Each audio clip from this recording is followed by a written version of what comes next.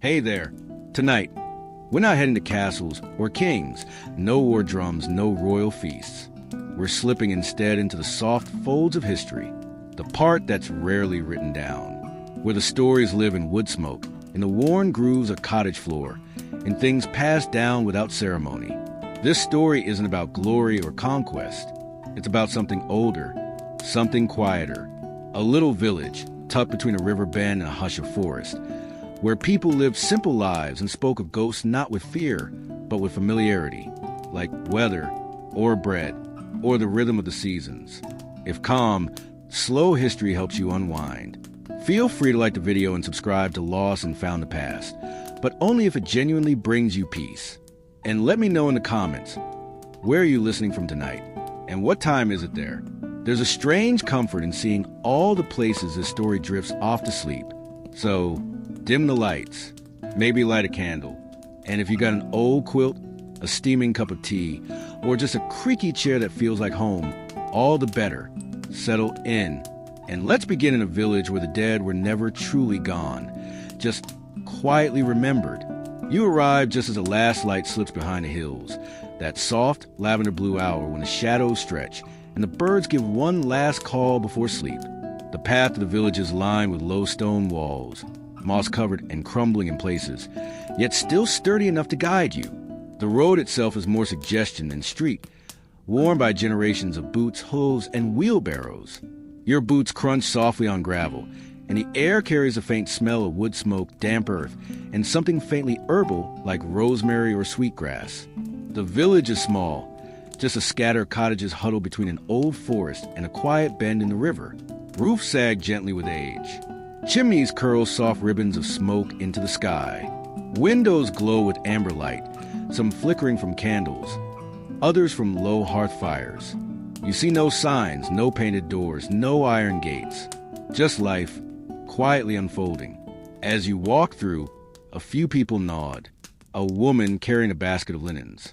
A boy tending to goats. An old man leaning on a cane made from a twisted tree branch. No one speaks, but their eyes recognize you, or at least someone like you. A visitor, perhaps, or a returning name. You reach your aunt's cottage at the far edge of the village, nestled close to the forest, where ivy hugs the stones and chickens roam freely. Inside, the air is thick with warmth. The hearth glows, casting soft shadows across bundles of dried herbs hanging from the beams. The scent of tea, mint, apple, and chamomile fills the room.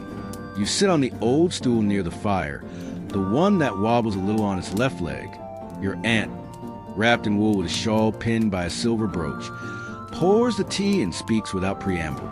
They still walk, she says, her voice steady, almost amused, not out of anger or sadness, just curiosity. The ghosts, they've always been here. She tells you of them the way one might talk about family recipes or strange weather. Of Thomas, who still rings a chapel bell on misty mornings, long after the bell rope rotted away. Of Elswitha, who sits by the old well and hums a tune that no one living remembers. They don't trouble us, she adds. They're just part of things. That night, as you lie beneath a heavy quilt smelling faintly of lavender, you listen, not for footsteps or moans, but for the soft creaks of a house settling into sleep, and the distant owl calling once, then twice. And somewhere between wakefulness and dreams, you hear a soft laugh, not frightening, just familiar. In the days that follow, you settle into a rhythm. The mornings begin with a rooster's call and the smell of rye bread baking. The village moves slowly. People tend to their gardens, fix thatch, mend tools. Children chase chickens. Dogs sleep in the sun. You begin to notice the small things. A spoon left on a windowsill overnight, always with a bite of something sweet. An empty seat always left by the hearth. The way people nod slightly before entering a room, as if acknowledging someone unseen. You hear more stories. The weaver whose loom still clicked and clacked in the attic, even decades after his death. The shepherd girl whose laughter could still be heard on foggy mornings, out in the fields where she once lost a lamb. No one knows if the stories are true. No one tries to prove them false. You learn not to whistle in the woods. You never draw water from the well after midnight, and you always thank the fire before bed. One afternoon, you help your aunt gather herbs by the edge of the forest. She speaks softly as she snips lavender and yarrow, explaining which ones are good for sleep, which for aches, which to hang by the door. She pauses once, looking deeper into the woods. That path there? Best not follow it. Why not? She shrugs. Some say it never ends. Others say it brings you back, changed. Either way, it's impolite to tread where others still walk. And that is the way of things here. The line between the living and the dead is not hard and fast. It drifts like mist. Some days, the veil is thin, and no one minds. You attend a village gathering one evening.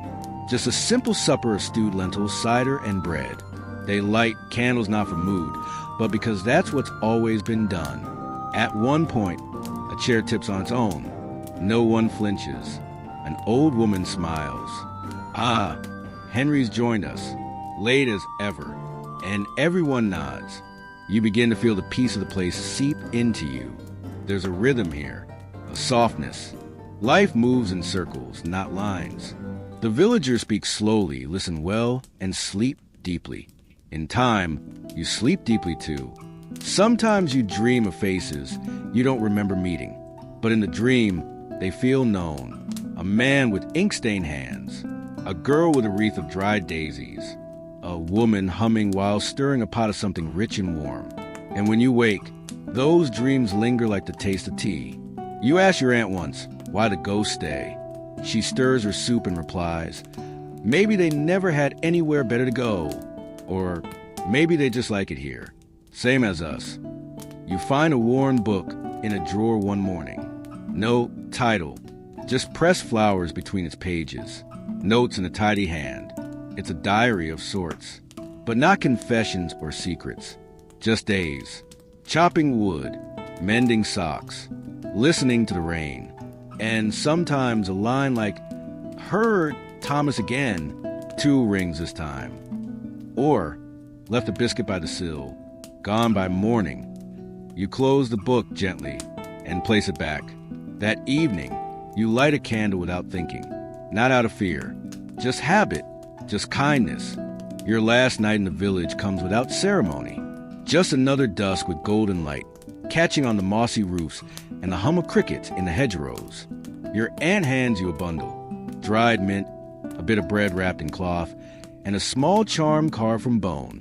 For the road, keep the bread until you're hungry, the charm until you need it, and the mint. She smiles, for your dreams.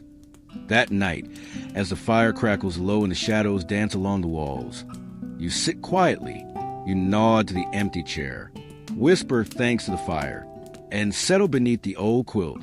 Outside, the well hums its silence. Inside, the candle flickers once, then stills.